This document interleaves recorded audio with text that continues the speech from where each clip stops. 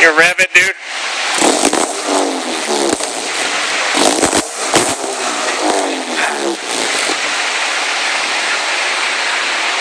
It's still gonna be quiet, but whatever.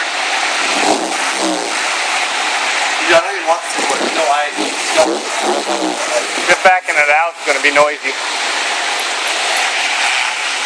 The good thing is you're gonna pass safety and emissions still because you have a muffler and you have 2 cats.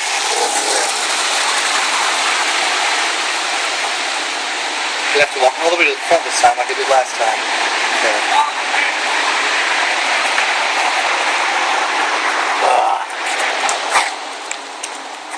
Dude, this drink is disgusting. Do you guys have a trash? There. Let's see if this is for mice. Where the hell did he go? Throwing shit away. Let's see if this is the noise you want.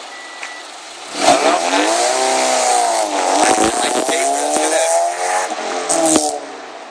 I'm digging that. It really sounds like there's like you're blowing on a thing of paper. It's a silencer in it, yeah.